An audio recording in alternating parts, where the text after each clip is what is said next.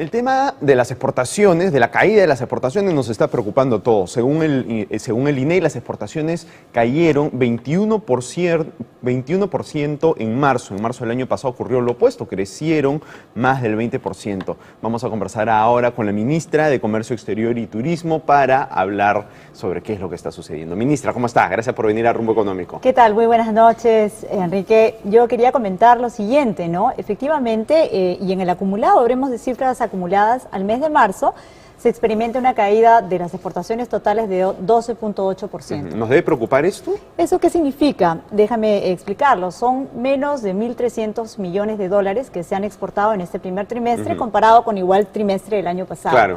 Las exportaciones tradicionales, las mineras, representan 1.500 millones, lo que significa que hay alguien que tiene que haber crecido. Y en el caso de las tradicionales es principalmente por unos menores precios del oro y del cobre, ¿no? Esto dentro de las tradicionales fue compensado de alguna manera por mayores exportaciones de harina de pescado, de aceite y en menor medida de café. Regresando al tema de las no tradicionales, estas mayores, este crecimiento que significa en tasa porcentual 9.6%, significa que hay sectores que han estado muy dinámicos. Por ejemplo, el sector agropecuario. El sector agropecuario ha crecido 27%. Eso significa que en la economía el sector agropecuario ha aportado más de 200 millones de dólares respecto al año pasado. ¿Y quiénes han explicado esto? Han sido pues las uvas, los mangos, la quinoa. La quinoa ha tenido un crecimiento espectacular en este primer trimestre. Más de 250% de crecimiento.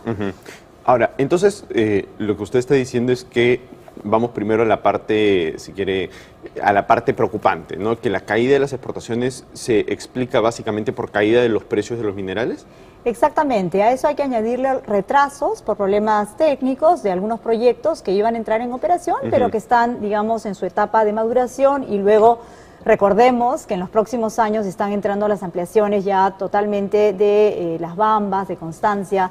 Vamos a tener la ampliación de Southern, lo que significa que en el año 2016 vamos a haber duplicado la capacidad de producción y de exportación de cobre en nuestro país. De acuerdo. Pero regresemos a las no tradicionales, que son aquellas que son la buena noticia. La buena noticia, y además son las que están ligadas a mi sector, que es comercio exterior y turismo, pero además que tiene que ver con la demanda, tiene que ver con el acceso a mercados, tiene que ver con la apertura de nuevos mercados y los tratados de libre comercio y el aprovechamiento de ellos y su impacto además en las regiones. Esas exportaciones son las que han venido creciendo a ritmo sostenido y vemos, por ejemplo, el otro día, la semana pasada, hemos celebrado 4 años de un TLC con China. ¿Qué nos ha traído este tratado de libre comercio? La creación de 387 nuevos productos en 4 años y más de 620, 630 nuevas empresas que han entrado a exportar. Y la mayoría de ellas son pequeñas, son micro y pequeñas empresas. Y nosotros desde Mincetur, desde Promperú, hemos tenido una labor fundamental porque hemos cambiado nuestra estrategia de la ruta exportadora y hemos diseñado programas específicos para aquellos que más lo necesitan, aquellos que no tienen acceso al conocimiento, porque lo que te da ese éxito en los mercados es justamente saber las oportunidades que existen y cómo tú puedes, desde tu ámbito, desde tu sector, aprovecharlas. ¿Y cómo así lo están haciendo? O sea, ¿cómo funcionan estos programas? Estos programas, bueno, se llama la ruta exportadora. Nosotros tenemos los miércoles del exportador, pero también hemos descentralizado nuestras funciones. Hemos sido muy dinámicos, por ejemplo, en los conos, en Villa El Salvador y en el cono norte. Tenemos centros muy importantes en donde desarrollamos nuestros miércoles del exportador y donde vamos a los empresarios para ofrecerles, para darles estas oportunidades de mercado.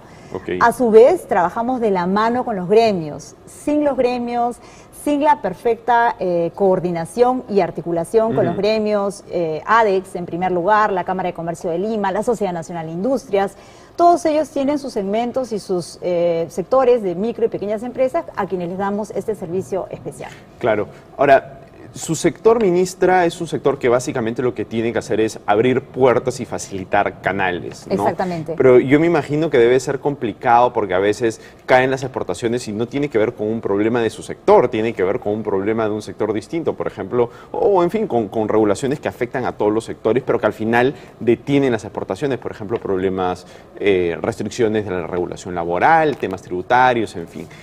Pensando en este tipo de problemas y afuera de su sector, ¿cuáles creen ustedes que son las reformas más importantes que además tiene que acometer el Congreso para fomentar las exportaciones? Bueno, en el caso de las exportaciones vemos que lo que buscan los inversionistas, porque el crecimiento en una economía se da justamente con esas nuevas inversiones, con esa instalación de nuevas empresas que se van abriendo y que van creando empleo, y con aquellas que ya estando establecidas logran seguir creciendo y manteniéndose en el mercado. Entonces, para mí el primer ingrediente es lo que hemos venido haciendo nosotros y que como economía se ha destacado muchísimo, que es la estabilidad macroeconómica y la predictibilidad de las reglas de juego. Eso es muy importante para un inversionista. En segundo lugar, hay que mantener estos regímenes especiales laborales para las exportaciones no tradicionales. Ha sido bien importante, sí. Muy importante, y que ha permitido que estas agroexportaciones, sobre todo, den este salto y den tanto trabajo. Por ejemplo, tenemos regiones como Ica, pleno empleo, ¿no? Donde no se consigue mano de obra porque la gente está permanentemente Ahora, ese es un ejemplo, empleada en el ese es un ejemplo estupendo, ¿no? Lo que ha sucedido con el régimen excepcional de las agroexportaciones, ¿no? Que es este régimen laboral mucho más flexible que permite todos estos beneficios de los cuales ustedes hablan. Si funciona también ahí, ¿por qué no extender este régimen en general a todo el mercado de trabajo? Bueno, en realidad todas son conversaciones que se dan al interior del Consejo de Ministros. Yo, para, digamos, terminar con el punto anterior, que sí, quisiera resaltar el tema de la infraestructura. La infraestructura, que es muy importante, por ejemplo, la concesión del Puerto General San Martín en Ica la semana pasada, es una noticia muy buena porque no solamente va a permitir que las agroexportaciones tengan una salida mucho más rápida, sino también va a permitir, de alguna manera, en el sector mío, que es el turismo, el tema de los cruceros. Pero así tenemos ejemplo, por ejemplo, la longitudinal de la sierra, ¿no? Donde abarata el transporte de los bienes para sacarlos hacia el mercado. O sea, el hecho de que la producción de quinoa esté creciendo de esa manera es justamente porque estamos dando mayor facilidad para la salida de los productos, ¿no? Y otro tema, antes también que se me vaya... Antes de terminar con el tema de infraestructura, pero justo tenía una pregunta sobre ese tema. En esta semana se ha estado hablando mucho que solo el 2% del comercio con Brasil se traslada por vía terrestre, y hay mucha gente que está diciendo que la interoceánica, que la carretera interoceánica es una suerte de elefante blanco, porque no ha servido para mover mercancías como se creía que iba a servir. ¿Usted cree que esto es así? Estamos trabajando para darle mayor fluidez, para mayor ocupabilidad a la interoceánica. Nosotros tenemos nuestro consejero comercial en Sao Paulo, con quien estamos tratando directamente de desarrollar programas. Por ejemplo, con Madre de Dios tenemos un programa de exportación de castañas, pero todo esto no ocurre de la noche a la mañana, ¿no? Los trabajos son de capacitación al recurso humano, de orientación, hay que hacer alianzas, estamos trabajando... ¿Parece un tema de capacitación en el uso de la carretera? No, me refiero a que los productores estén capacitados para poder tener un producto de calidad y ofrecerlo al país vecino de Brasil. Claro, pero el hecho es que sí se exporta a Brasil, sí se comercia con Brasil, lo que pasa es que solo el 2% se hace a través de la carretera, entonces mucha gente está diciendo, oye, este es un elefante blanco porque la verdad el comercio por Brasil no tiene sentido. No, la realidad demuestra que el comercio por Brasil no tiene sentido por vía terrestre. No, a lo que yo me refiero es que los cambios no ocurren de la noche a la mañana y que para poder incentivar, ocupar esa vía de comercio terrestre a través de Brasil, estamos trabajando multisectorialmente. Mencionaba el caso, por ejemplo, de las castañas, en los que estamos trabajando con el Ministerio de Agricultura. Pero en este caso, quería comentar un tema muy importante que ocurrió hace un par de semanas, un mes y medio más o menos, en donde las inundaciones de Acre, de Rondoña, permitieron la provisión de producto peruano utilizando justamente la carretera interoceánica.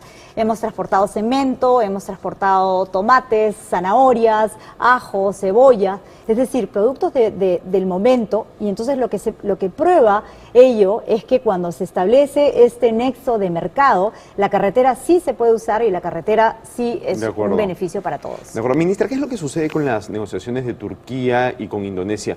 Turquía, entiendo que viene la segunda ronda, ¿qué es lo que viene sucediendo con Indonesia? Efectivamente, con Turquía hemos tenido una comunicación del gobierno turco en donde nos pide posponer. Teníamos para la semana del 16 una reunión acá en Lima, nos tocaba la segunda ronda de negociaciones y nos han pedido posponer hasta el mes de junio. Estamos esperando que nos den la nueva fecha.